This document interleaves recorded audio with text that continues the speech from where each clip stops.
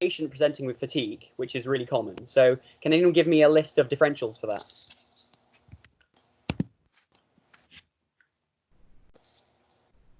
Anemia, marvelous. Hypothyroidism, yeah, perfect. Iron deficiency anemia, yeah. Malignancy, yeah, you can get fatigue with malignancy. Yeah, and infection. The list is huge for fatigue. So I've split it up into two sides. You haven't really done psych yet. So I won't really go into much of that, but like obviously major depressive disorder, anxiety, dysthymia, they can all cause fatigue. But on the medical side, you've got things like anemia, as you said, hypothyroidism, diabetes, any kind of viral infection or autoimmune condition can give you it. And then you've got more specific things like obstructive sleep apnea. If you're not getting almost any sleep at night, then you're going to be more tired during the day. But the list is huge. This is just trying to get you thinking right at the start. So shall we move on with the history a little bit?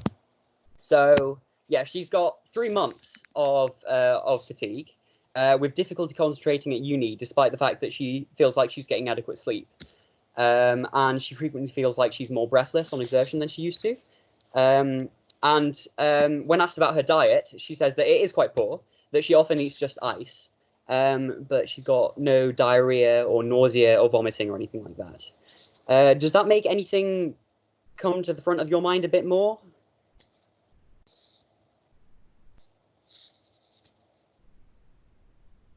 Difficulty concentrating at uni relatable. This is true.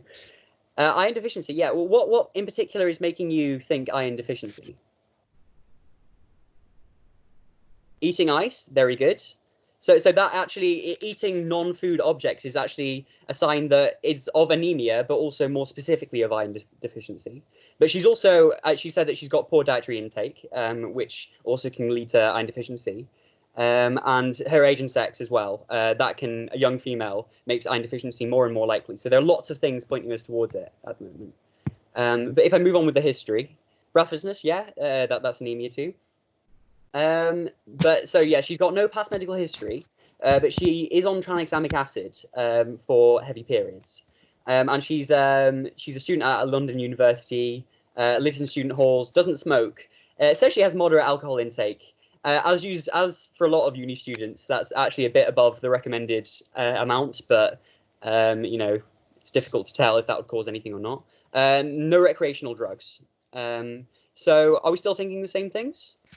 Is anyone else not seeing the slides? Are other people not seeing that? You can see them. Okay. Don't know if I've done something wrong. We can try and fix them if you want. If you give us 2 minutes, we can fix. If you close the call and open it again, it might fix it. Yeah. If it doesn't work, we'll try and fix. If that doesn't work, tell us and we'll try and fix it. Yeah. Sorry. Continue. Cool. Okay. So. Oh no, gave them game away. So people seem to be thinking anemia, but can someone tell me what is anemia? What do you mean when you say someone has anemia? Yeah, low hemoglobin. That's how we define it medically. Does anyone know any other kind of definitions for it? What functionally, what is happening when you have anemia?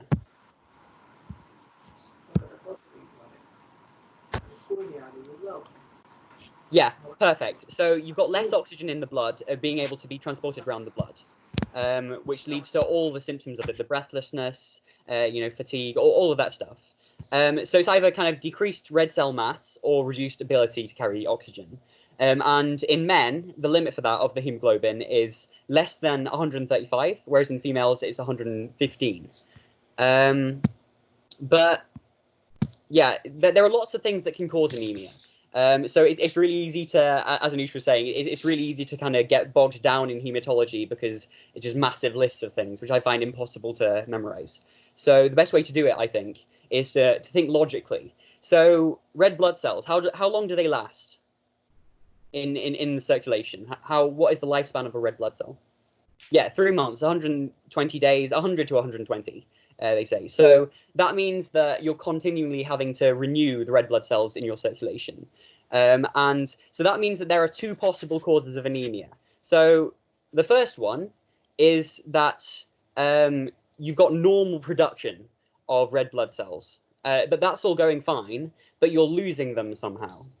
And the other one is that you aren't losing any blood cells any more than normal. They're still having their 120-day cycle, but your production of red blood cells is decreased. So these are the two areas that you need to think about. So in terms of increased loss is kind of easier. Well, it's not, but Anoush will be doing a bit of this later, so I'm just going to kind of skip over this. There are two areas. There's haemolysis, which he'll be covering, and there's acute hemorrhage. Obviously, if you're losing all of your blood, your hemoglobin will drop. This makes sense. But where it gets a bit more difficult is in production side of things. So the easiest way to think about this, in my mind, is so you start before the bone marrow. So the bone marrow is where you produce your red blood cells, right? Mostly in the pelvis and in the spine. So before that, your bone marrow needs to be told that it needs to produce red blood cells. So there's this, the hormone is erythropoietin, and that's produced by the kidneys. So in chronic kidney disease, you're going to have less erythropoietin, so you're going to have less red blood cells being produced. So that makes sense. Then you've got the actual bone marrow, the site itself, and there can be a whole number of things wrong with bone marrows. Either the bone marrow is producing nothing, so you might have a pancytopenia. You don't have any platelets either or any white cells. So that can cause low red cells, or it can be specific. So pure red cell aplasia is when it's specifically just the red cells that are not being produced, whereas everything else seems fine. Then after that, after you've got your bone marrow, what happens in the bone marrow? So you've got your progenitor cells, and they slowly develop.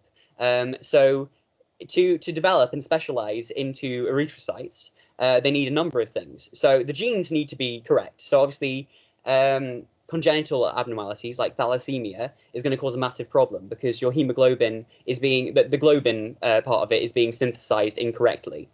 The other things that could go wrong is you need a lot of nutrients to be able to make red blood cells. So iron is we've been talking about that already. It's the most common cause of anemia, and it's the most common nutritional deficit in the world.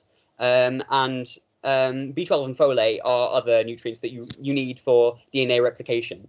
So these are really important because DNA replication is how it goes from having a couple of red progenitor cells to having more and more erythrocytes. And then there are things that are mixed that go between them all.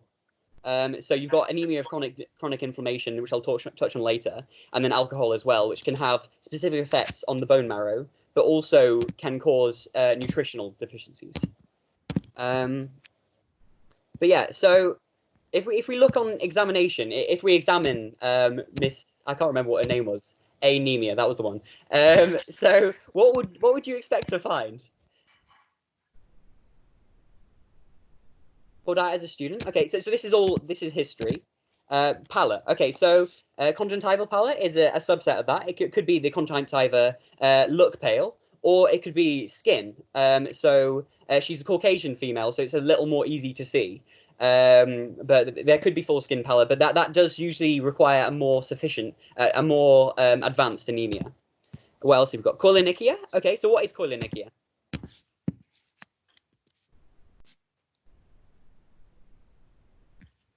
Spooning of nails. Yeah, perfect.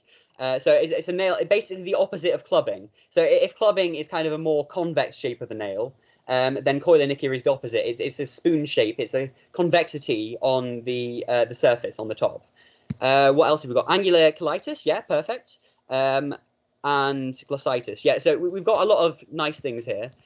So when we examine this patient, we find normal heart rate, normal rest rate. Sometimes if you've got really advanced anemia, then the heart rate, you can get hyperdynamic circulation. So the heart rate can increase, and rest rate, if she's breathless, that can increase too. But she doesn't right now, which is perfectly possible with someone with anemia.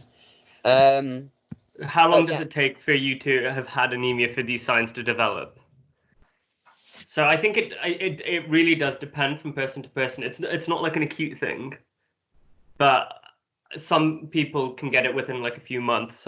For others, it might take like a year. Like it really depends. I don't think we can really say that there's a strict cutoff. But yeah, it's not really an acute thing. It depends on what the cause of your anemia is, because if you have a more acute cause, where say you're losing a lot of blood, obviously you're going to have a massive shrink in hemoglobin. before any of those signs could come on. And similarly, depending on the degree of your anemia, if it's iron deficiency, you have reserves of iron in your body. And depending on how high those reserves are, might change the amount of time that's required for you to start getting these symptoms and signs. But okay, yeah. So this is just a kind of bog standard history of someone with anemia. And what do we all think's going on then? We were saying anemia before. Do we think this is more likely or less likely to be iron deficiency? Yeah, more likely. Yeah, it's sounding a lot like iron deficiency. So if you think about iron deficiency, what are the different causes that could make you have less iron? Can I make a list of them?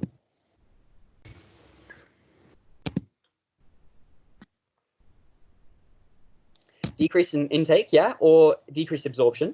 Bleeding, yeah, GI bleed. That's a really common one in elderly people. Heavy periods, lack of iron intake, yeah.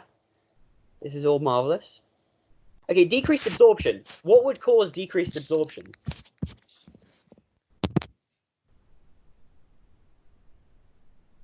Celiac, yeah. So Crohn's as well. Basically, anything that's affecting the intestines. Even if you've had a gastrectomy, that can also cause iron deficiency anemia. So Crohn's is slightly less common in this age group, but celiac actually is a quite common cause of iron deficiency anemia. So hookworm, hookworm, nice. I appreciate this. This is good. Yeah. Yeah. So there are loads of different causes. Any kind of blood loss from anywhere, including heavy periods. And there are different reasons. You won't have covered this yet, but you could have like fibroids or something causing heavy periods. So you can investigate that too. But general investigations, what can people think? Can pregnancy do it? Yes. The reason pregnancy does it, does anyone know why?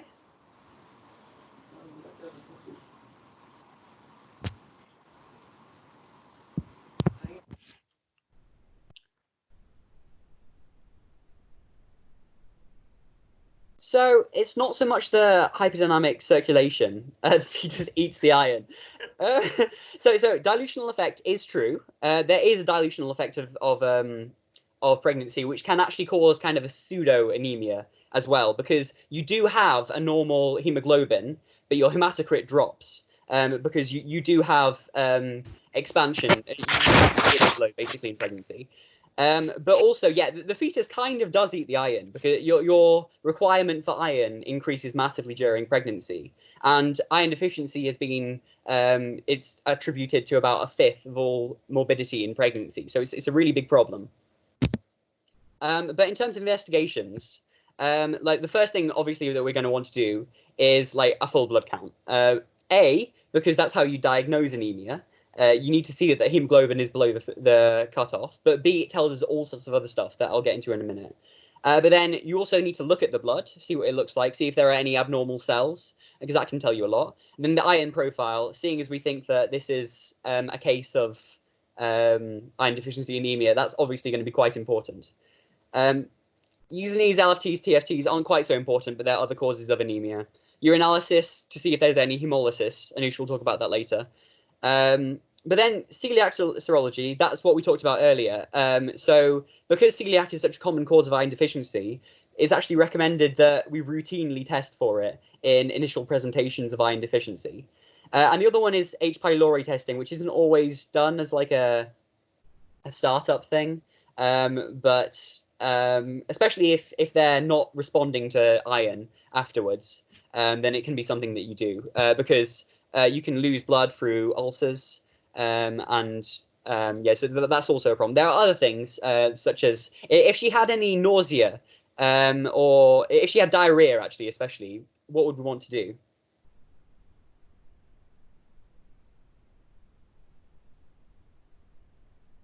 Yeah, you could do a stool sample.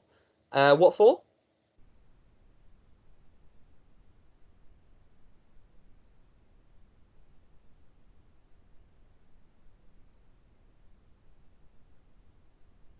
Yeah, yeah. So yeah, they're very good answers. So that could be very useful if someone's having a GI bleed, and Yeah, there are lots of things you can do in stools. Really, you can test for infections if it's an acute thing. But yeah, fecal calprotectin, fit test, all that stuff. Do you know what test you always want to do with the celiac serology? What's part of the celiac serology? So you're obviously, so what's the test you're doing for celiac disease?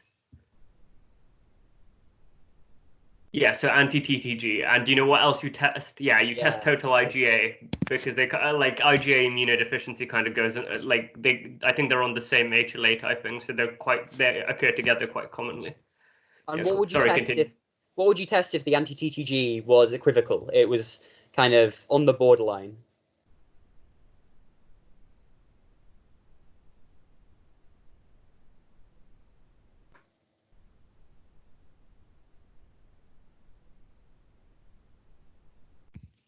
Have you heard of anti-endometrial antibodies? So that's kind of, so anti-gliadin's a bit further down because it doesn't have that good specificity or sensitivity. And basically, anti-endometrial antibody is kind of, it's similar to anti-TTG. It's a bit more complicated to do the test. So to confirm it, yes, you do need to do an endoscopy and a biopsy. Can I spell it? Well, that's a good question. I'll type it in. Yay, marvelous. Okay. Yeah. Okay, but yeah, so the most important of all of it, that was kind of a bit of a diversion there. But the most important thing to do is full blood count. And it gives you all of these things, which I won't just read out. Thanks a moment. Oh, no, believe in yourself.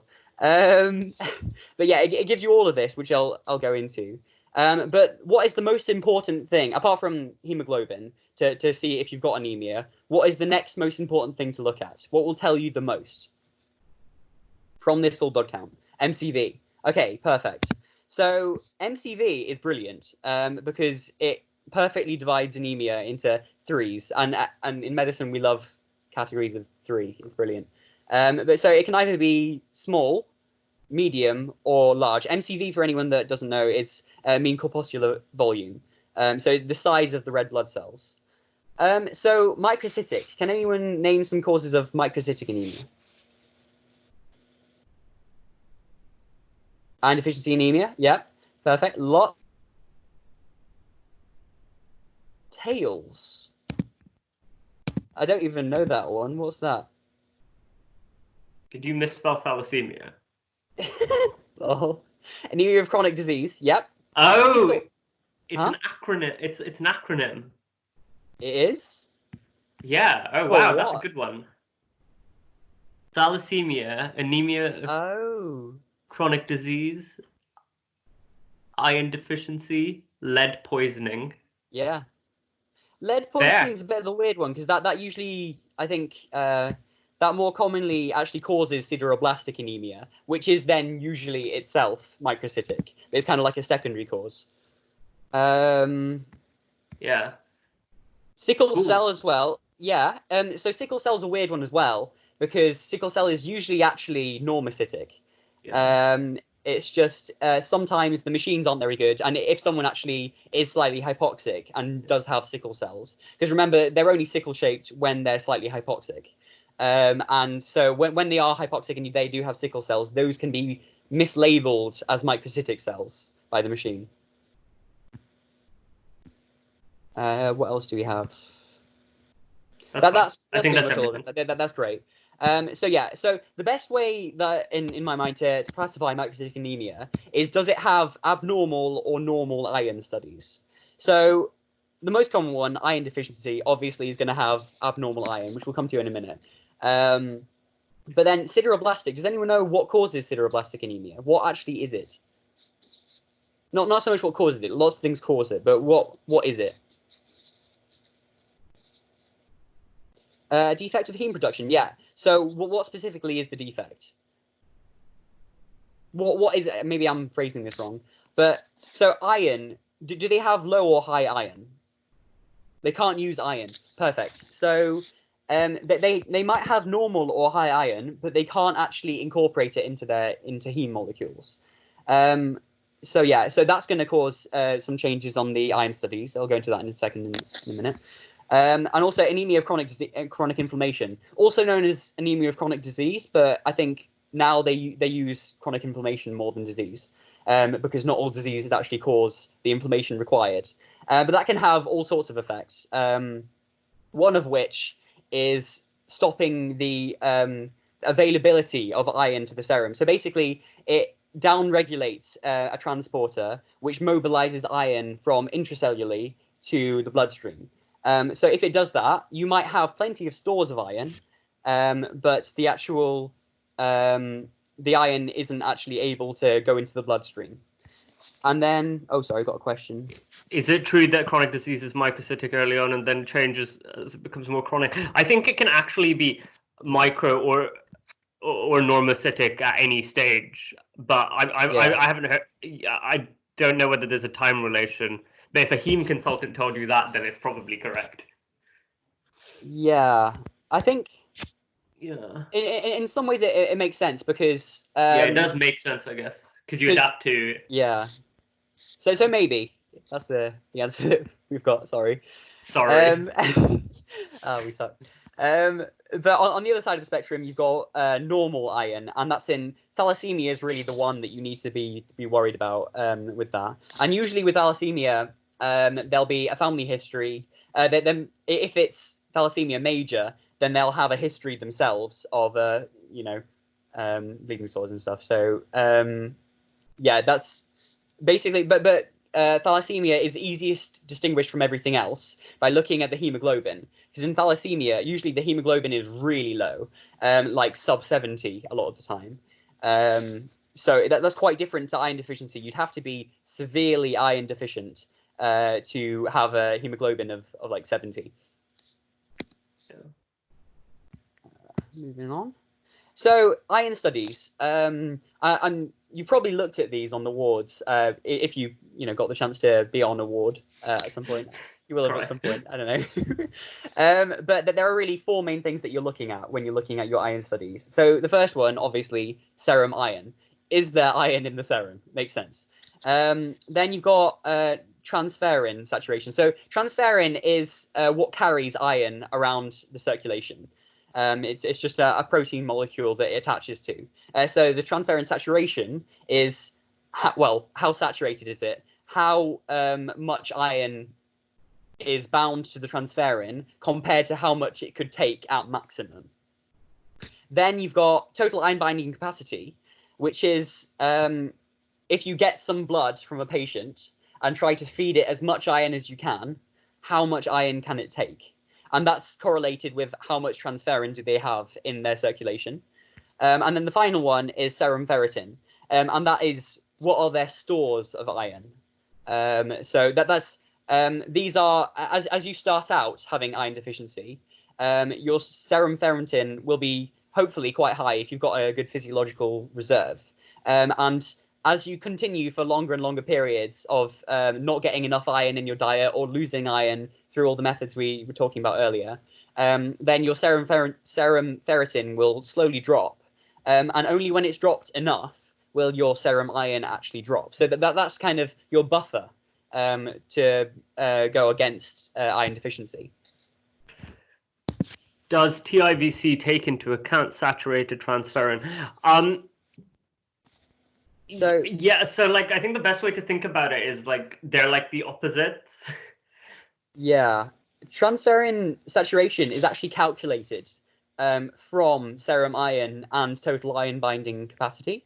Yeah. So it's kind of transferrin. A lot of hematologists will use it as a kind of more accurate judgment tool because it kind of, if you've got lab error, and you will have some lab error, but if you've got some in serum iron and some in total iron binding capacity, then they kind of cancel each other out a bit in the transferrin saturation. Usually, though, in like exams, you'll be mostly asked to look at the serum iron and the total iron binding capacity. It's kind of weird to see transferrin saturations on there, as to my knowledge. Yeah, but our exam last year had like they didn't give us the transferrin. I think they only gave us the total iron binding on that question. Yeah. But if you see it on the wards, it's quite useful to have a look at it if you ever get to the wards again. So we'll see. Right. But so in iron deficiency, what would we expect then? So serum iron, what would happen to that? Let's go for the easy one first. Low, yeah, perfect. Serum ferritin? What about that? Yeah, that's also low. As I said, with your stores getting depleted, you lose your serum ferritin. How about transferrin saturation? Okay, so all of these three are low so far. What about total ion binding capacity? Okay, right. They've all got it. They all know. And why is that? Why is it high?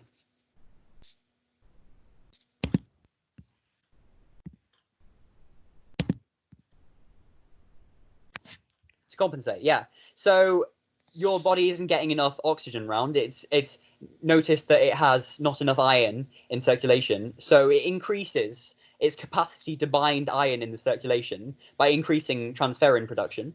And what that means is any iron at all can be mobilized quite quickly, but that means that they've got a much higher capacity to bind more iron. It's also affected by the fact that you don't have enough iron anyway, so your saturations decrease. Yeah, perfect. Okay, so yeah, this is iron deficiency. How about sideroblastic anemia? What's the iron like in that? So yeah, serum iron is high, or can be normal sometimes, but usually high. Transferrin saturation? Yeah, so that's also high. And serum ferritin, what's that like?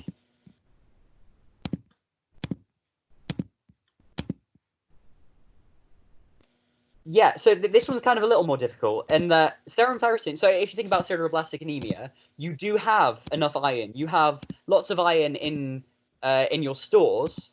It's just you're not really able to incorporate that into hemoglobin. So that will actually also be high. You've been trying to absorb as much iron as possible because you're not getting enough bound into your hemoglobin, so you need to compensate for that. But so serum ferritin will be high for your stores. The saturations of transferrin, because you're trying to mobilize all that iron around your circulation, that will also be high. But total ion binding capacity will be low. And so it's kind of the opposite of iron deficiency anemia in a way. But yeah, that all makes sense.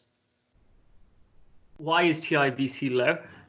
So it's not necessarily low. It can be normal too, but you're not producing more transferrin because you do have a lot of iron in your circulation and being driven around the circulation attached to transferrin. So you don't increase the production of transferrin like you would in iron deficiency when you have low stores. And that's how I understand it anyway. Yeah, so this is sideroblastic anemia, but no worries. The hardest one, though, is anemia of chronic disease. This one's a bit weird. Does anyone know what happens to that? So just say serum ferritin, what happens to that?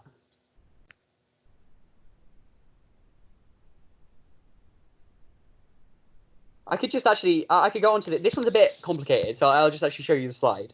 But so the serum iron is down. Why would you want the iron to be down? So the inflammation actually causes a raise in ferritin. Ferritin, if you remember, it's an acute phase reactant.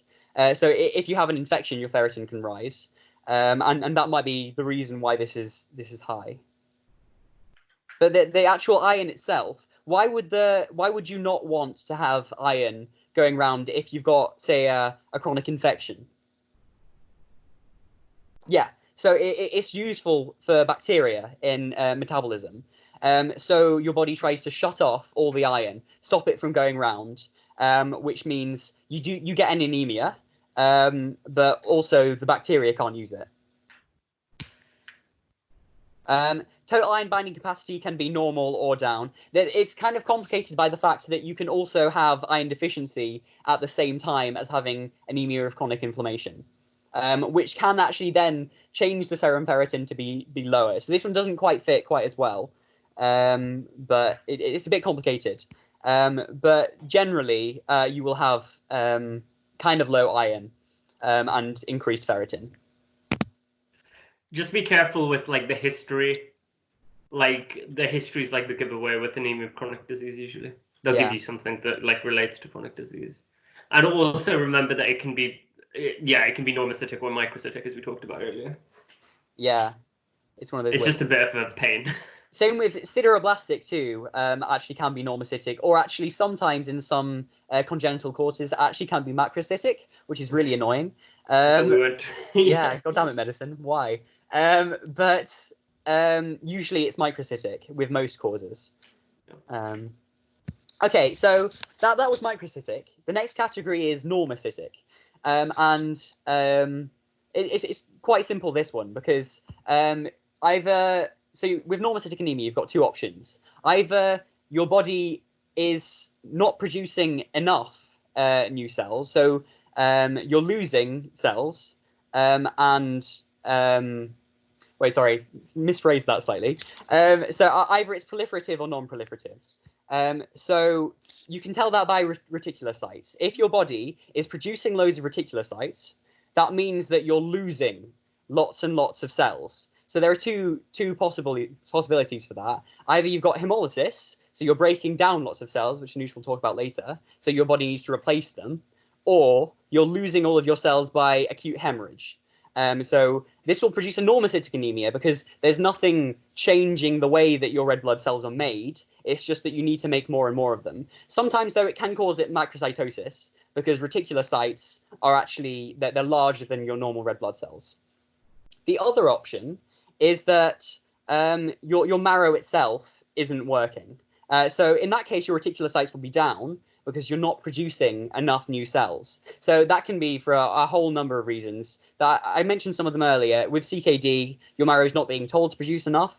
With like aplastic anemia or pure red cell aplasia, they can be down to a whole number of reasons that mean that your marrow is being ineffective in making either just red blood cells or all cells. But the most important one to rule out, really, if they don't have a high reticulocyte count, is myelodysplastic syndromes or malignancy. So that's kind of always, with any differential, if there is a possibility of malignancy, then that's, you've got to rule that out. And that it can only really be ruled out by having a biopsy of the bone marrow. But you should, if there's a myelodysplastic syndrome, your FBC should tell you, because one of your cell lines will be massively increased. So that could be you have loads and loads of platelets, or you have loads and loads of white cells, or specific white cells.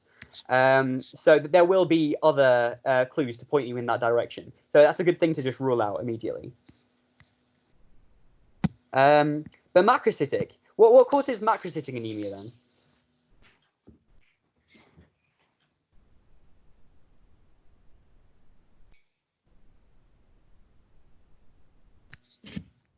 B12 folate deficiency. So that's that's quite a common one. Probably the most common cause of macrocytic.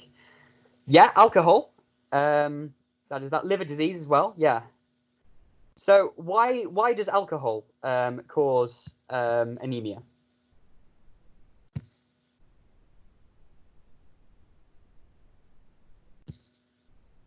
Hypothyroidism is true too.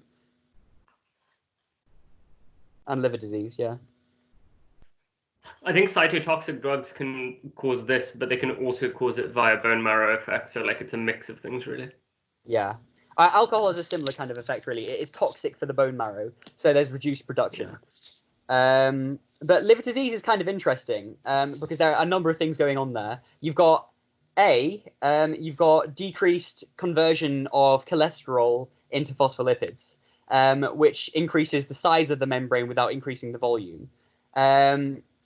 So I'm not entirely sure of the pathophysiology of that, but that makes target cells a lot. That's what you'll see on the blood smear. But also it can cause hypersplenism, which can actually usually hyposplenism causes a macrocytic anemia, because you're getting less removal of cells, of abnormal cells such as target cells and macrocytic cells. But hypersplenism too can cause it. I'm not quite sure of the pathophysiology behind that. But yeah, it's essentially the easiest way to categorize. Oh, when we see target cells. So in lots of things, really, you can also see it in thalassemia, because you don't. If you imagine you don't have enough hemoglobin, then you've got this really floppy membrane, and you don't have enough things to pack it with. So that can cause target cells. You can see it in hyposplenism, as I said, and liver failure. There are a couple more causes. Basically, any condition that will cause you to that changes the ratio of the membrane production to like the rest of the cell will cause target cells. So like that's why liver disease does it, because you have a change in the synthesis of the phospholipids. Yeah. Did you say hypersplenism or did you say hypersplenism? Hyposplenism, sorry. Hypo with an O. Yeah. Okay. But yeah, so the easiest way to differentiate between different macrocytic anemias is by looking at the blood film. So is it megaloblastic or non-megaloblastic? So megaloblastic just means that you have neutrophils with more than 5 lobes in them. Sometimes there are lots of weird categories where it can be 5 lobes, but a large quantity of them. But in general, if you see loads and loads of lobes in your neutrophils, then that means that you've got a problem with DNA synthesis. And so there are 2 reasons that might be. Either you've got B12 deficiency or folate deficiency. Now, B12 and folate, they're absorbed in the gut, so it can be an absorption problem, or you can be not getting enough in your diet, or what's the commonest cause actually of not getting enough B12 and folate in your diet? Veganism, yeah. So if you have veganism and not adequate replacement of your vitamins, then I probably shouldn't say if you have veganism. That sounds a bit bad. Yeah. But yeah, so that can cause a lack of dietary intake. Antifolates. Also, yeah. Huh? Yeah, antifolates. Antifolates. Yeah. And pernicious anemia. Well, what is pernicious anemia? What does it cause?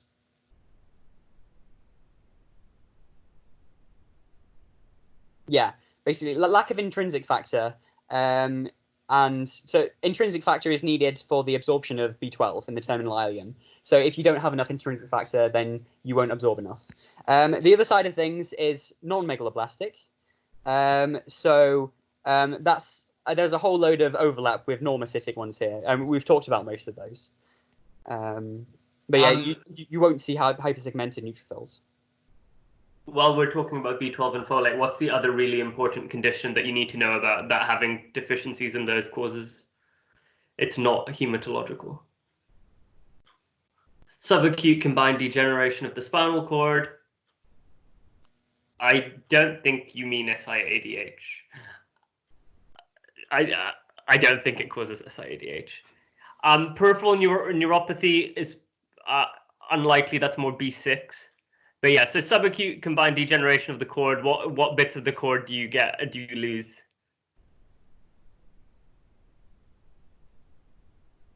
Yeah, dorsal columns, medium lemniscus. How do you pronounce that? I don't know. Lemniscus. Yeah, and yeah, you always replace B12 before folate because B's in the alphabet before folate, as I was helpfully told last week. Good. Cervical. Brilliant. Yeah, it can be in the cervical area. It can be in any of the areas. I think it tends to spread downwards. Yeah. Don't quote me on that. Sorry, continue. Okay. So, can anyone tell me what is this, and tell me what you see?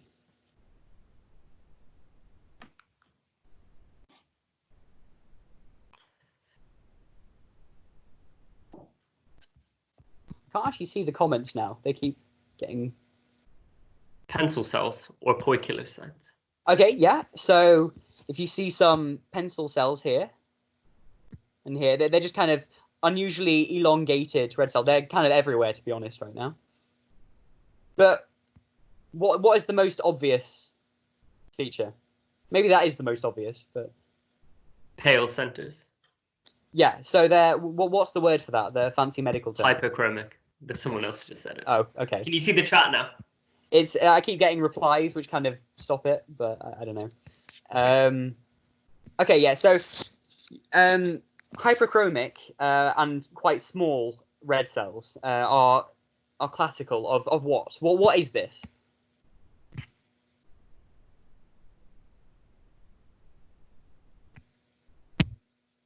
IDA, yeah. There are kind of lots of things pointing towards that. The other thing is you have anisocytosis, which is basically just means loads of different shapes and sizes of cells. So you can see tiny ones. Just I don't know if you can see where my mouse is pointing or not. No. Oh, okay, right. So that was pointless, me pointing out the poikilocytes. Lol. But yeah, so there are loads of different sizes, which is especially prevalent in iron deficiency anemia. Yeah, so that's great. How about this?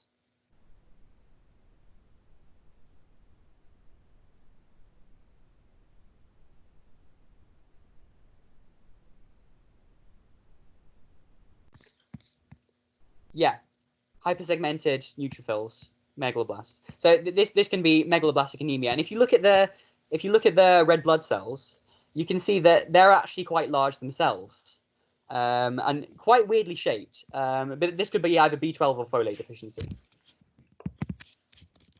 And these were too small for me to pump up to the full size of the screen. But can you? What's on the left?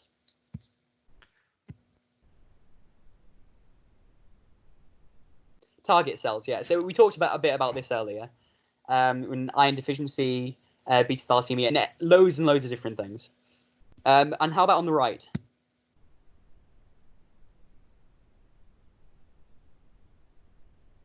I can't actually see the chat again. It's a Pappenheimer bodies. So I'm trying to remember this now. I don't think it's. I think so. This is sideroblastic anemia. It is basophilic granulation. Pappenheimer bodies, I think, was something else specific, which I've actually just forgotten, which is really annoying. I think those are all.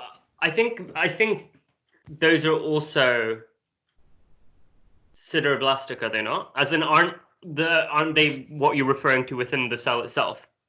I didn't think so. I could be wrong about that. I'm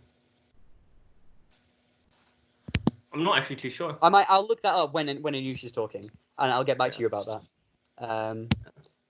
Yeah. Okay. What were target cells a sign off? So target cells were any cause of target cells is a cause that causes increased proliferation of the membrane versus the actual contents of the cell.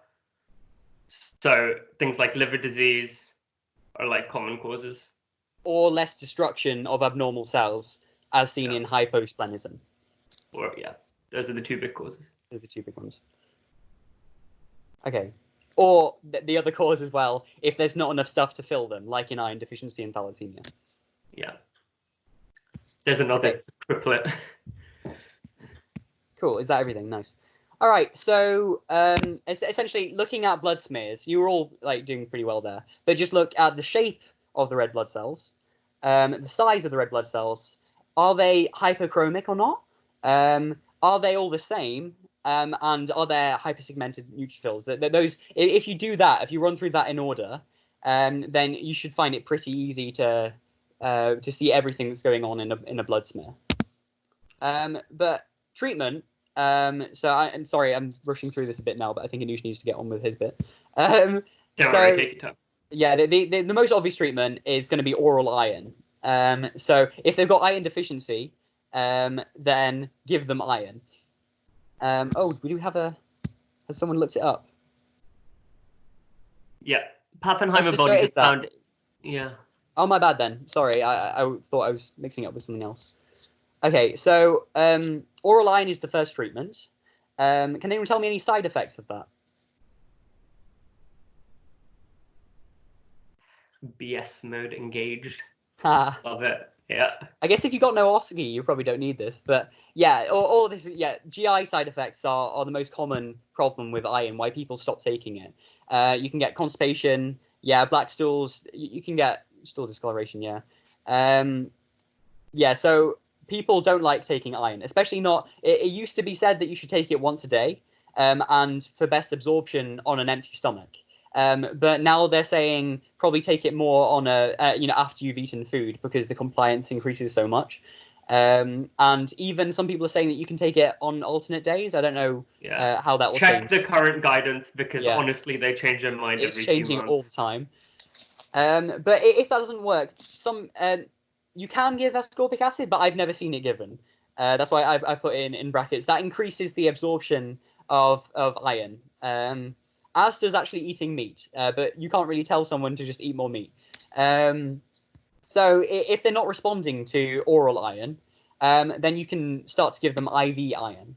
There are some cases in which you'd go straight to IV iron. If someone had positive celiac serology, no matter how much iron you're going to pump in there, if that's not treated, they're going to still have iron deficiency. So you give them IV iron instead, or just treat the celiac, depending on how severe it is.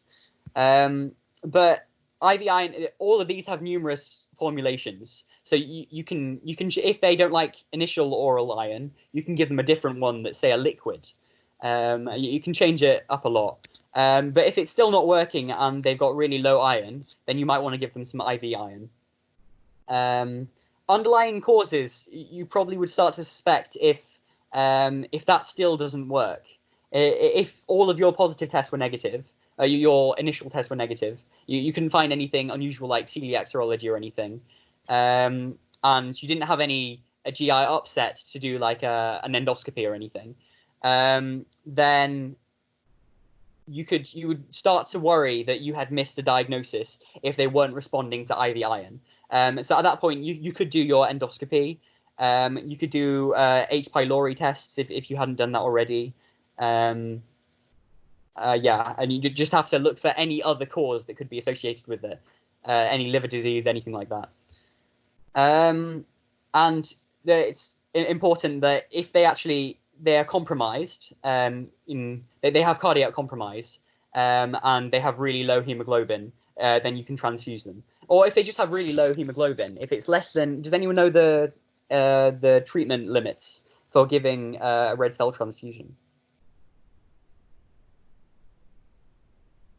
I mean, I'd be surprised if you knew it at this time of the year, to be honest. Less than 70? Can't actually see this. Less than 80 for ACS, less than 80. Yeah, that rings a bell. Yeah. That's true. There's loads of different cutoffs depending on other. Yeah, they do change a bit. But generally it is, I think, less than 70 for normal, less than 80 if you've got cardiac disease, because you don't want to mess around with that. Okay, brilliant. Is that it? Oh no, this is you. Do you have any questions? You can ask them in the chat as we go along. But we can stop for a second if anyone wants. Does anyone want a break? Because I know that some people asked for a break in the feedback last time. Right. See, this is why feedback is useful. 2 minutes. All right. 2 minutes, fine. Right, 2 minutes. Right, I'm going to get some water. Nice. John will answer questions in the meantime. I will. I'll try and look at this chat.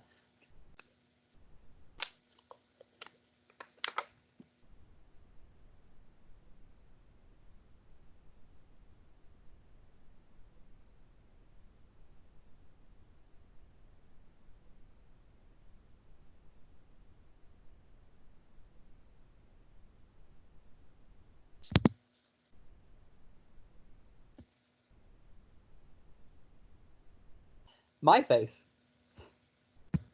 Wait. No. Oh.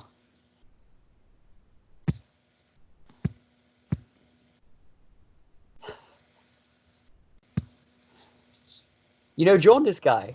Mr. Hines, you mean?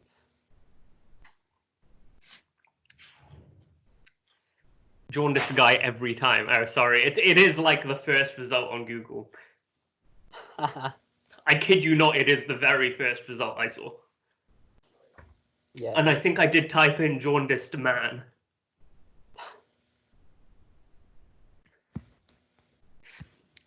I'm sorry, we're not known for our variety in pictures. I could post another one on the chat if you want. Yeah, John is now bored. Right. It's been 2 minutes, I guess. Okay, we'll wait one more. Wait, Kajol, message if you're in the chat. Because she said 2 minutes. And I can't remember how long it's been. Well, we can probably see. That was 2 minutes ago. Fine. Right. You've also had enough time to... I'm not reading out cases for you because I'm bored. This is Mr. Hines. This is his case. What do you think the issue is? Right, here are 3 questions I want you to answer. Let's start with question 1 that Michael's already answered, but other people can answer too. How would you describe this person? Jaundiced, yes. And what's telling you that he's jaundiced? There are 2 findings to suggest that this man is jaundiced.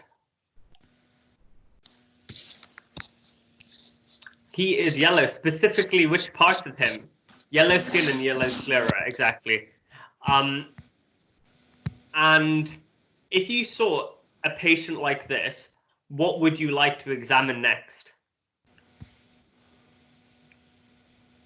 I know you don't have an OSCE, don't complain. Yeah, so abdomen, stool, and urine, perfect. And why are you examining his stool and what, like, so you examine his stool. Would you expect this person to have pale stools?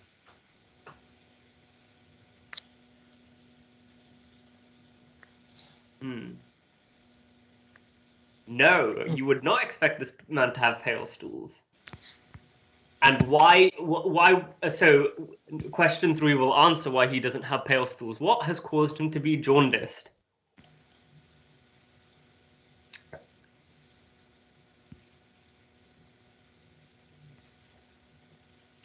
G6PD deficiency is the correct answer, but yeah, all I was looking for was hemolysis. So this patient has had an acute episode of hemolysis. And hemolysis, for those of you who have done Mod B, is a cause of prehepatic jaundice.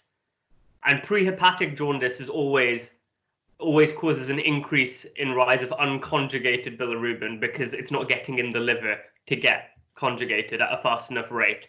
We'll go over jaundice another time, but yeah. Conjugated hyperbilirubinemia, or like obstructive jaundice, is much more likely to cause pale stools and dark urine. For future reference. We'll do a session on jaundice, though, don't worry about it. Okay, so why has he hemolyzed? We will cover this in a minute. I'm just testing some of you that have done heme, and I know that you've done heme. The drug he took, that's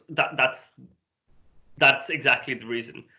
So one of the commonest causes of a hemolytic crisis in someone with a condition like G6PD is drugs. And malaria prophylaxis can either be Malarone, which is like your standard drug that we went over on Friday, but you can also give quinines, and people with G6PD hemolyze with quinines. Again, we'll cover it in a minute. I just thought it'd be interesting to push you all. Yeah, and the reason these crises happen in G6PD is because of reduced glutathione. Fine. So, can I continue? Hemolytic anemia, I think, is the most organized topic in clinical medicine. I think it might be my favorite topic in clinical medicine. If you haven't heard me fangirl about it enough. So, what are the 2 main categories of hemolytic anemia? It is not a horrible topic. It is a work of art. I refuse to calm down. What are the 2 main categories of hemolytic anemia? Congenital and acquired. Yeah. So, I mean, a good way to split any cause of anything, in like if you ever need to split stuff up, congenital and acquired is always a good starting point. And today we are going to talk about congenital causes first, because they split up really nicely. So if I take you back to preclinical medicine, which was like years ago, your blood cells, the important things in red blood cells are the cell membrane, the enzymes within them, and the hemoglobin. And you can get problems in each of these. So, another useful rule for medicine: structural problems always tend to be dominantly inherited. Enzymatic problems always tend to be recessively inherited. There are exceptions to these rules, but if you forget and they ask you in an exam, especially this comes up more next year, but this is relevant to this topic. This is a good rule to go by. Does anyone know what the commonest autosomal dominant condition is? It's not on this slide.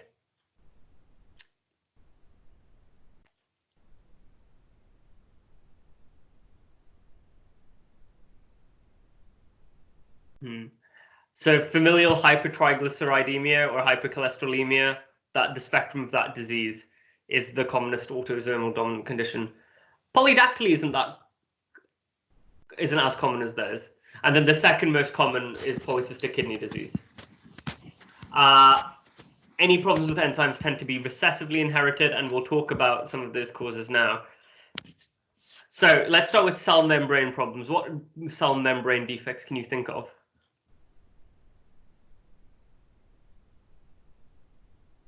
There are two that you need to know. Well, there's 1.5 that you need to know. Yeah, spherocytosis is the important one. What's the other one? Elliptocytosis. So spherocytosis, these are both dominantly inherited. Spherocytosis is a lot more common. Elliptocytosis, you don't need to know a lot about. The only important things are it offers like this weird malaria resistance. Not a clue why.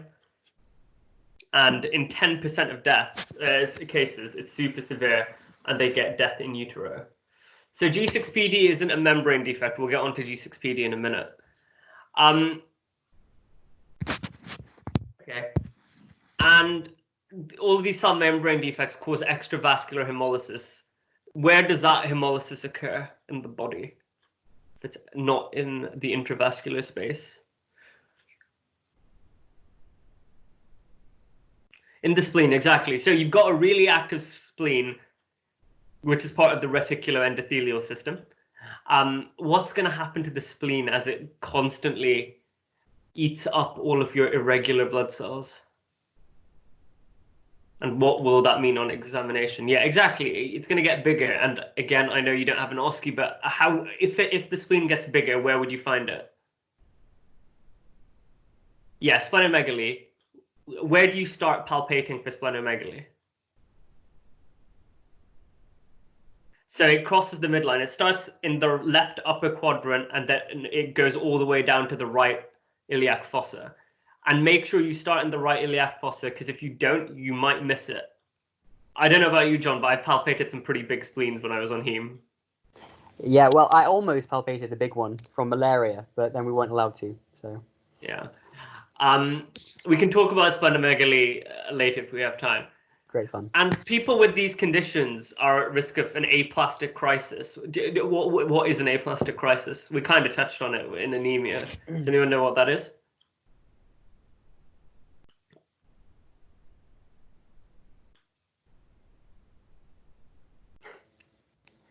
Parvovirus is the commonest causative organism, but yeah, an aplastic crisis is a global decrease in production of red blood cells. It's classically caused in these patients for your SBAs by parvovirus B19. What physical sign on examination would you potentially find in one of these patients?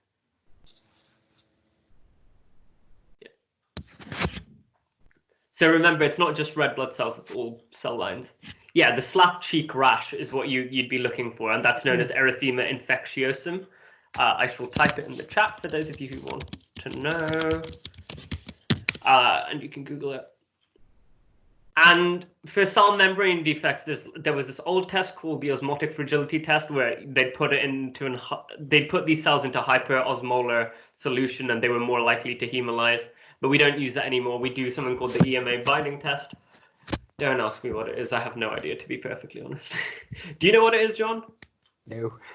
Yeah, you do not need to know what it is for your exams. Okay. What is this? There's an arrow to help you. These are spherocytes, and how can you tell that these are spherocytes? Yep. What's the giveaway? Yeah, they're perfectly round shape. There's not really any color differentiation between the outside of the cell and the inside.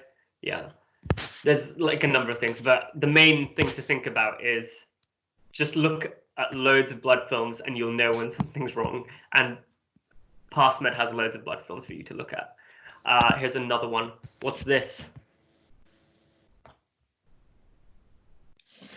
I mean, you don't even need to know the answer. You can probably guess based on what the previous thing was. Yeah, this is elliptocytosis. These are elliptocytes. This is far less likely to come up in your exam. Okay, let's talk about enzyme deficiencies next. What are the two main enzyme deficiencies that we need to talk about for your exams?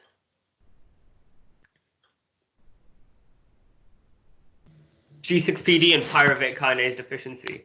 So again, if I take you back to, I think, first year, you have the glycolysis pathway and the Krebs cycle. I'm not going to ask you to remember that because it's not useful to know, as we've all seen the memes. But both of these are enzymes that are important in those pathways. So which of these? So one of these is autosomal recessive. One of them is X-linked recessive. Which one is which?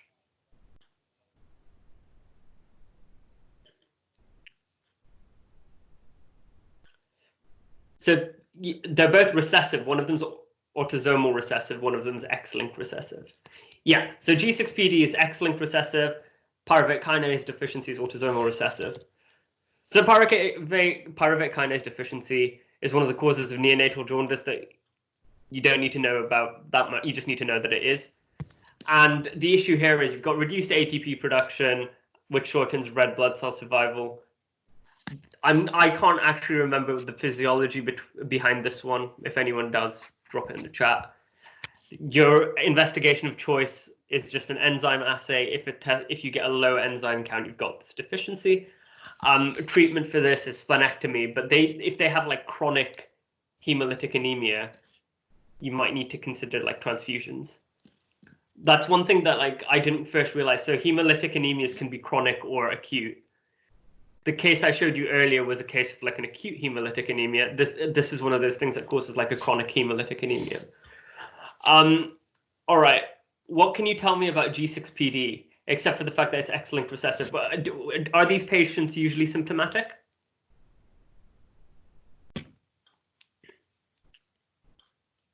No, they're not usually symptomatic. They're usually absolutely fine until they have one of these crises. And when they have a crisis, what is the biochemical abnormality causing the crisis? Someone mentioned it earlier. It's not something you test for, but it's like the underlying cause of it. Low glutathione, yeah, exactly, which is something that's used to relieve oxidative stress in these blood cells. And the investigations of choice, again, you do an enzyme assay, and if it's low, they have this deficiency. You can also you find a specific finding on blood films. Does anyone know what that finding would be?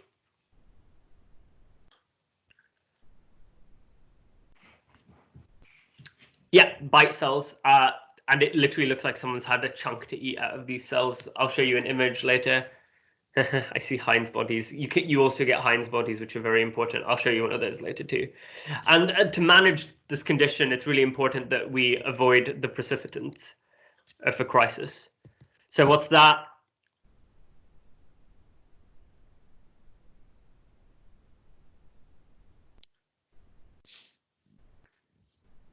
You just said it. What was this? This is not a fava bean. This is a bite cell. What's this? Or what are these, rather?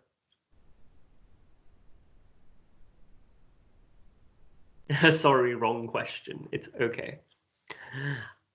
What are these?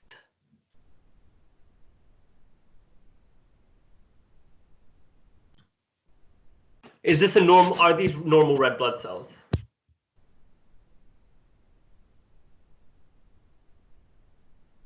Oh, it hasn't changed slide. I think your internet might be lagging. Okay, so these aren't normal. Oh, it hasn't moved. Okay, let me try and go back. How about now? Has the slide changed yet? Oh, lovely. Give me a second. Let me fix it. Just take a guess at a cell type.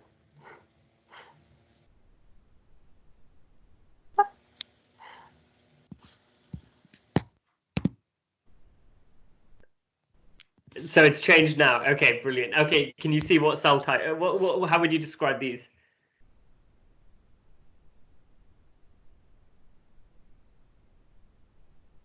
Does anyone know what these are?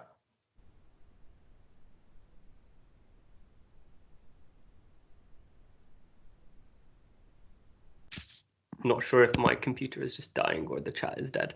Yeah, so these are Heinz bodies. And why have I beans means Heinz? Why have I written beans means Heinz but spelled incorrectly? What is the relevance of beans means Heinz? Fava beans, exactly. So if we were to talk about the precipitants of G6PD crisis, a really important cause worldwide is people eating fava beans. One of my friends got diagnosed with G6PD because he was eating fava beans, and then he just woke up really unwell the next day. So it's not that uncommon. And then what other major things can cause like crisis that we talked about in the case?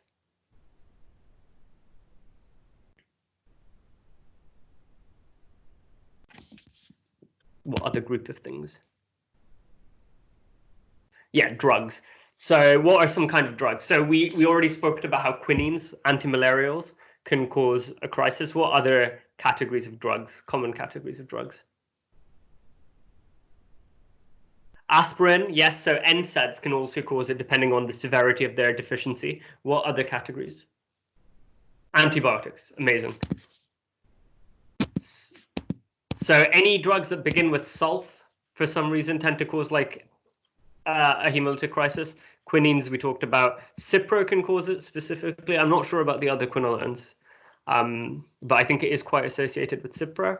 And NSAIDs, which is super severity dependent. If it's mild, most people can continue taking aspirin and ibuprofen. Fine. So that's enzyme deficiencies. What's the last problem we had congenitally? Do these precipitate crises in just G6PD or also pyruvate kinase deficiency? That's a good question. I can't remember. Is it both? There we go. It's both, apparently. So pyruvate kinase deficiency doesn't really come up in exams as much as G6PD. If you're going to know one of them, just learn G6PD. We were just taught these in relation to G6PD, so you'll have to check them, sorry. Fine. So the last group was like problems with hemoglobin. Oh, you weren't answering the question. Yeah, don't worry. I can check for you, or John will check for us while I continue whittling away. The last group is like hemoglobinopathies. So both sickle cell and thalassemia can cause like a hemolytic anemia. That's because, again, when you have abnormally shaped blood cells, the spleen can take them out and you get extravascular hemolysis. I'm not going to delve into these very much because you can read up on them. There's no like really fun way of teaching you that. But yeah, read up on them. They're super important. Fine. So we've done congenital causes. Let's move on a little. So acquired hemolytic anemias, we can split up into immune and non-immune causes. There's loads more than the ones I've written on this slide, but I'm not going to go into them because these are the important ones for your exams. How's the slide move for people? I've got an idea. I'm going to do this a different way so people can actually see the slides. Give me a second.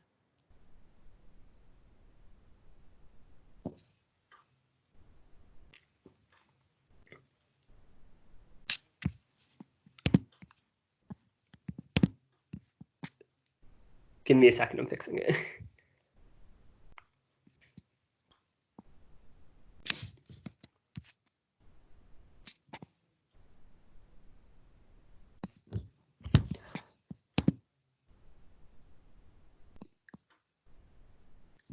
I know it's moved, it's just my Microsoft Teams app is just dying, it seems.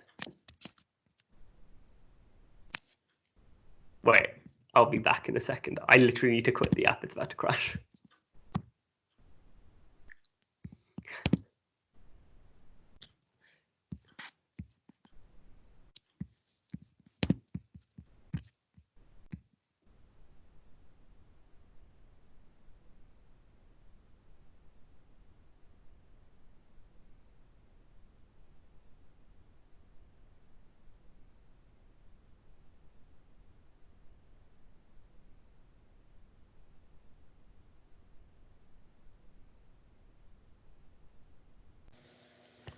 So in terms of pyruvate kinase deficiency, I've just been looking it up, and I can't see any links between it and fava beans or any of the drugs that we listed. So it looks like mostly it's just viral illnesses, pregnancy, or just periods of great stress can actually precipitate it. But I don't think any of the things that we listed there can. Right, can everyone see the slides? John, can you see the slides? I can see the slides. Can you check the chat, because I can no longer check the chat now. Yeah, everyone can see the slides. Lovely. Yeah. So here's another case. So what do you guys think the answers to these questions are? John, can you read them out, please? Sorry. Huh? Can you read them out, because I can't see them? They haven't said anything yet. As in when they do so. Mycoplasma. So yeah. Mycoplasma. Why are you thinking about mycoplasma? Explain your logic, whoever that was.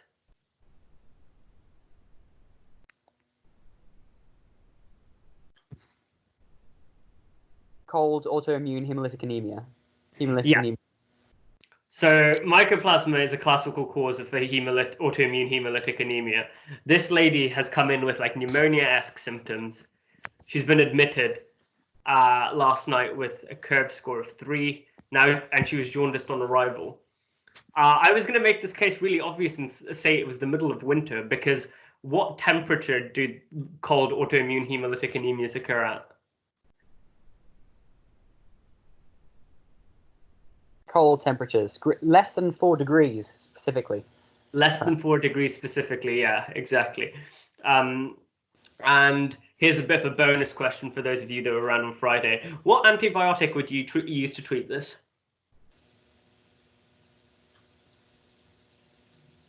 Clary. Yeah, clarithromycin is the right answer. This is mycoplasma is a cause of an atypical pneumonia, and macrolides are very good against atypical pneumonias. Exactly. So cold autoimmune hemolytic anemia. This is caused by activation of cell surface complement at low temperatures.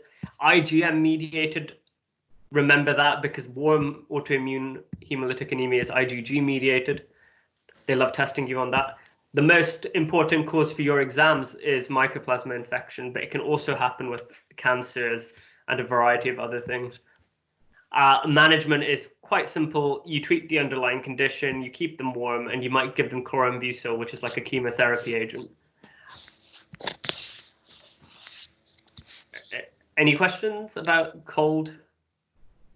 You don't need to know that much about these. Like you need to know like a few buzzwords for each of these conditions. That's what you need to know about hemolytic anemia. All right. We got one. Why'd you give chlorambucil? I'm not actually too sure. It's in the treatment algorithm. I assume it's something to do with affecting the way complement works. I'm unsure about like the etiology, sorry. A lot of heme is just really specialist, and you don't need to know, to be honest. Sorry for like a pretty terrible answer. Right, another rogue case. So this is Mrs. Home. Shortness of breath, fatigue. What is her acute presentation?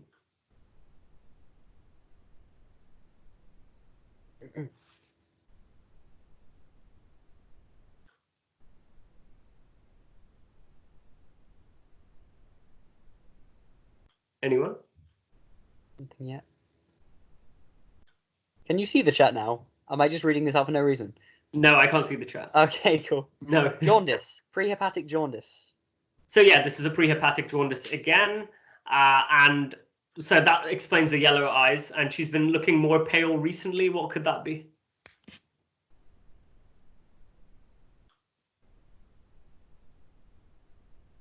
Chronic anemia. Yeah, so this might be a chronic anemia. She might have, so she's had like this chronically low level of iron in her blood. She could be having like an iron deficiency thing because she is female and she is menstruating, but she's also got this kind of jaundice-like picture. So what could be causing this? You might want to take the rest of the history into account. Sickle cell? So it could well be a sickle cell crisis. That is a very, very good point. What else could it be?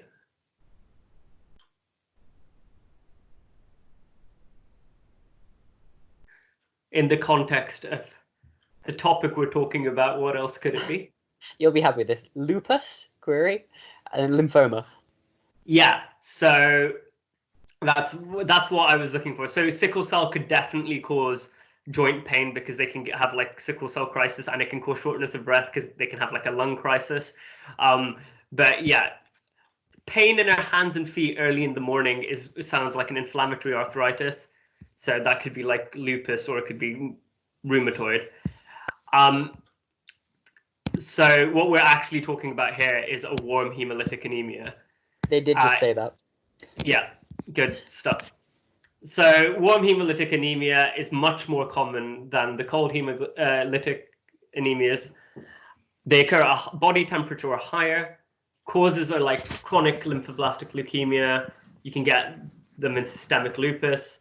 You can also get them in lymphoma. There's loads of causes of them. Management, this is a much more chronic condition. You're going to have to give them steroids. And if that doesn't work and they're still hemolyzing a lot, you might want to consider doing a splenectomy. You don't need to know that much about it except for that. Any questions about that? Your house reference was appreciated. Yeah, my house, when in doubt, always put in a house reference. Right, what is this? There is a differential diagnosis. Don't give me one answer.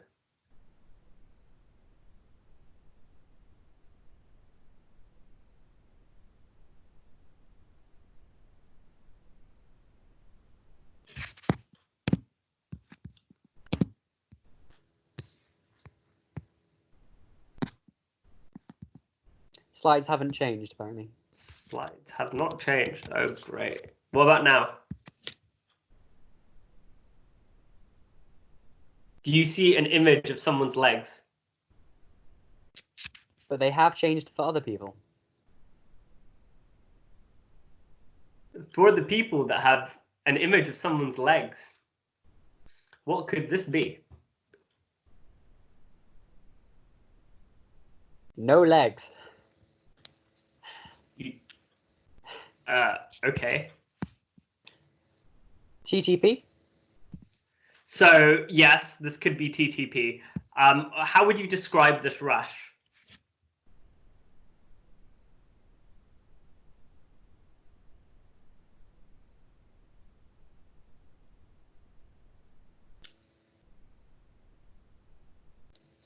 We've got more differentials of DIC, Yeah. intravascular hemolysis, erythematous.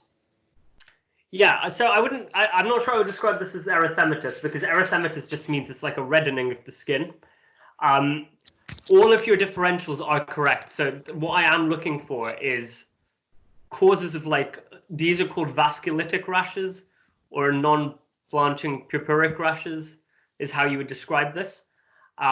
Obviously, you don't know whether they're blanching or not because you haven't examined them. But what this is bleeding into the skin. Does that make sense?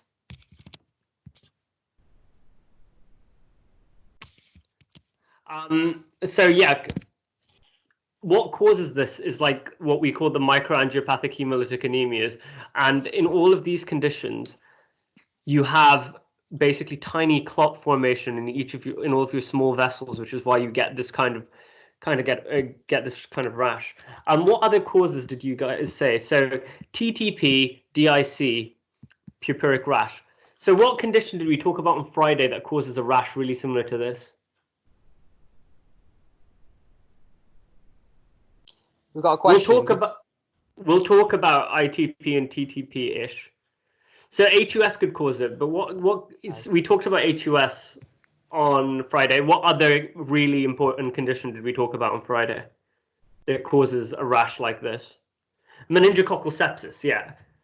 So meningococcal sepsis causes this effectively via DIC, and we'll talk about the difference between all of these different acronyms now, for those of you that haven't done heme who are probably a bit confused by now. Don't forget about metal heart valves. They can also cause a similar picture, although getting that kind of serious rash is very unlikely. Thrombotics, thrombocytopenic purpura. It's where we've got antibodies against this really important enzyme, ADAMTS13. What this normally does is it breaks down von Willebrand factor into smaller molecules. When you've got antibodies against it, the enzyme doesn't work, so you get macromolecular von Willebrand factor, which means you get random clotting cascade activation in your cell. It's uncontrolled. This is a medical emergency. It's thrombotic because you've got random cascade activation. It's thrombocytopenic because if you test their blood, you will get low platelets because they've all aggregated in one place. Treatment for this is mainly supportive. So someone asked what ITP was. So idiopathic thrombocytopenic purpura is what it stands for, or immune thrombocytopenic purpura. You don't really need to know about it for fourth year. It's more a fifth year topic, but you have a weird immune mediated destruction of all your platelets, so you can just bleed from anywhere. For metal heart valves, is that from infective endocarditis? No, you can get a hemolytic anemia from just the metal heart valve breaking down your blood cells. Just literal physical breakdown. You can also get it due to infective endocarditis, though.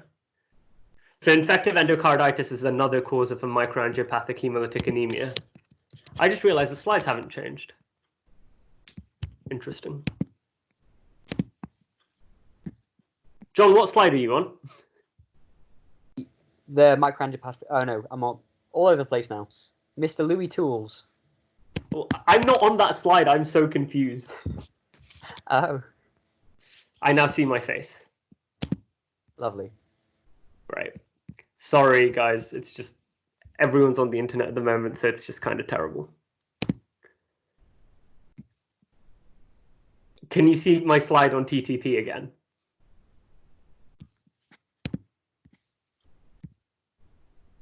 You cannot. John, you're muted.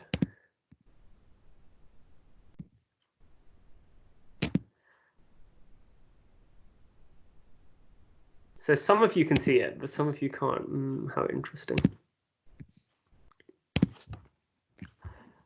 Let's try it one last time. God.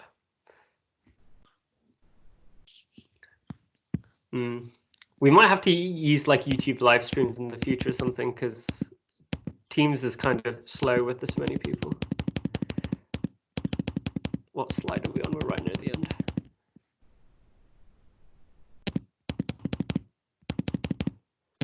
Sorry for the clicking noise. It must be really annoying. So yeah, we talked about TTP. So ITP, you get antibodies against your platelets pretty much. It happens in children. It causes their platelet count to just drop rapidly, and then they just start bleeding. It's a terrible condition that you don't really need to know about in fourth year. All right. New case. Can you see Mr. Louis Tools? Does anyone hate the pun?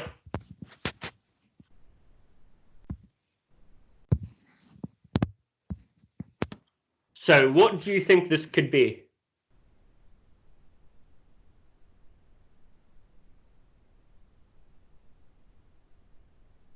I can see the chat again, which is nice. Yeah, so this could be HUS, which stands for hemolytic uremic syndrome. What in this history suggests to you that this might be hemolytic uremic syndrome? Again, for those of you that haven't done heme, we'll talk about it in more detail in a minute.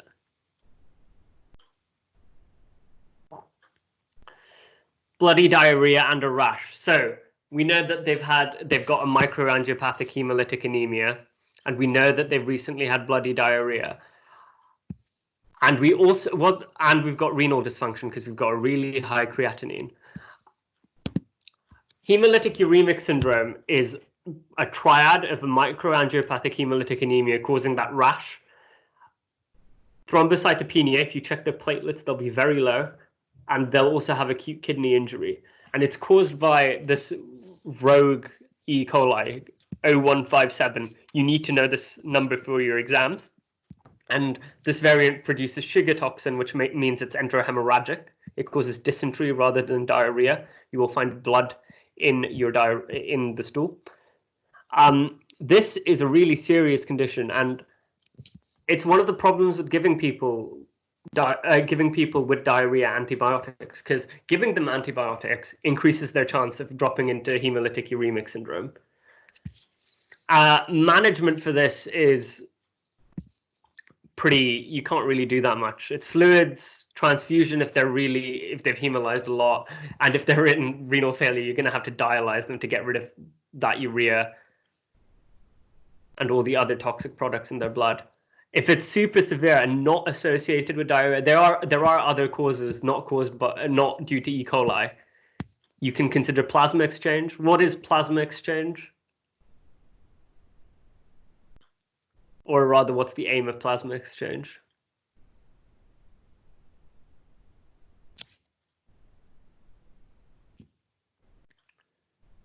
Why can you only do plasma exchange if not associated with diarrhea?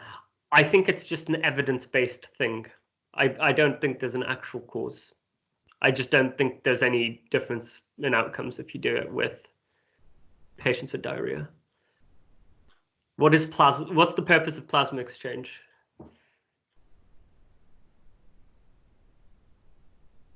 So remove toxins is what you're doing with the dialysis rather than the plasma exchange.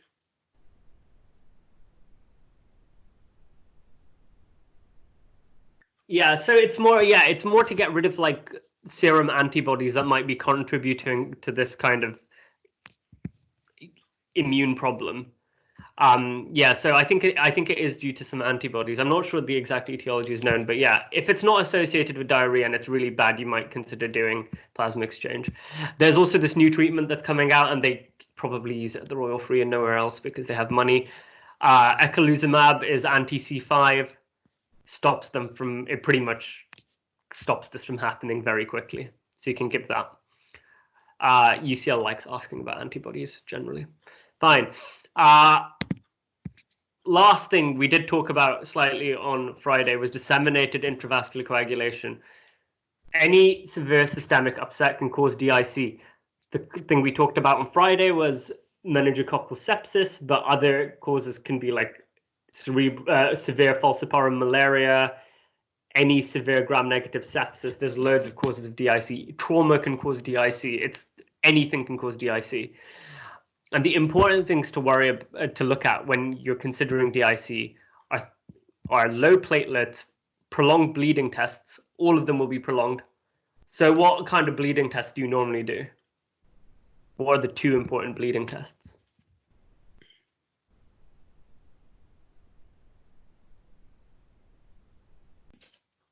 APTT and PT. So which of those is for the intrinsic pathway and which of those is for the extrinsic pathway? Yeah, so those are all of the blood tests. Those are the clotting tests that you do. Which of these is for the intrinsic pathway? So prothrombin PT is for the extrinsic pathway. I just remember it as PT is fewer letters and the extrinsic pathway is shorter than the intrinsic pathway. And yeah, APTT is the intrinsic pathway. So in DIC, you have both of them increased. You also get raised fibrinogen degradation products. Can anyone give me an example of a fibrinogen degradation product? That's a useful thing that Michael just posted in the chat. So D-dimer is a fibrinogen degradation product. What else?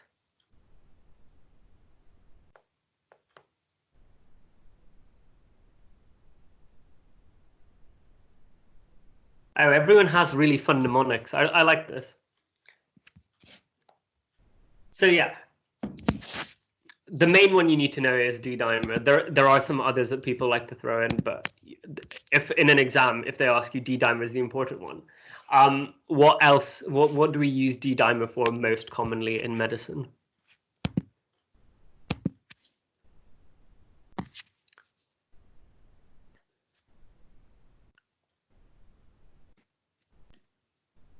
DVTP, exactly. And would you do a D-dimer when you have a high suspicion of a DVT, or do you do it when you have a low suspicion of a DVT?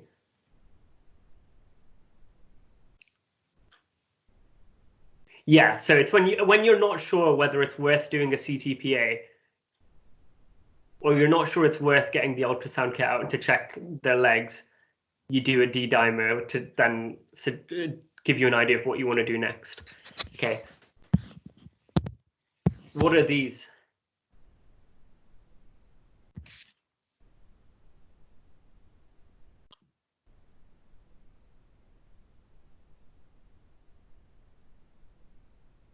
Schistocytes, yes.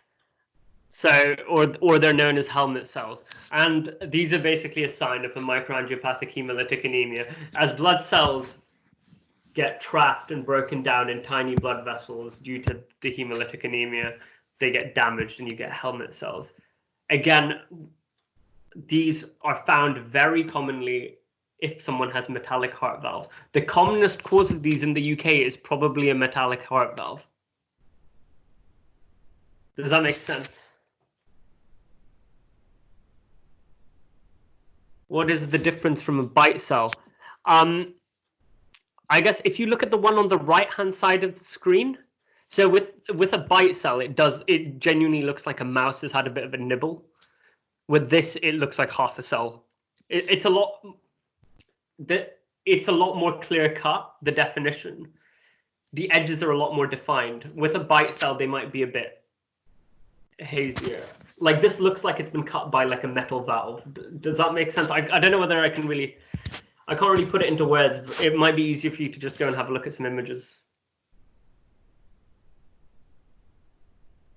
You will be able to see the difference between them. All right, so that was the last slide. Can I just give you guys feedback forms so like we know what we want to cover next time? I was talking to Ahmed and we were going to cover like abdominal pain and jaundice maybe on Friday. If people want that, let me just find the feedback form.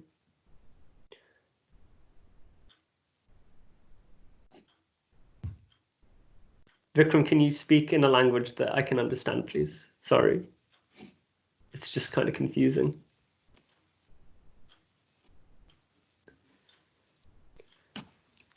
Do doctors ever look at blood films unless hematologists? John, have you ever seen a doctor look at a blood film? I've seen a general medic do it. So who was it? What's his face on the Jerry's ward? I can't even remember his name. Yeah. Old school consultants who. Old school consultants will look at it. That's about it, to be honest. You'll find many F1s. Yeah.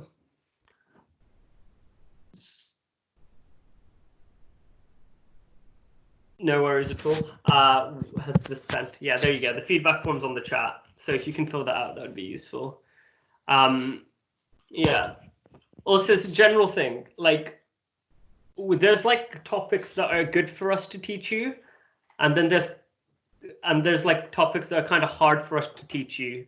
So like, I know loads of people have messaged me that like acute medicine is like a thing that they struggle with, but it's really hard to teach you that in like an interactive way. It's just lecturing and it's kind of boring and you can kind of just read it out of a book. So like stuff that's guideline heavy is kind of hard to teach. So if you want stuff that's less guideline heavy, that's probably best. Cool. All right. Yeah, I am late for my other thing. Rip. It's all good. Thanks, guys. Let's find out. Thanks. Yeah, if you have any questions, yeah, just message us. I hope that was useful though. Cool. I need to stop recording this thing. Oh, do recordings go up instantly? No, I need it to process, then I need to upload it to YouTube because that's the only way I can like share them. But yeah, I'll put the link up. Right. Any questions, message us. Have a great day.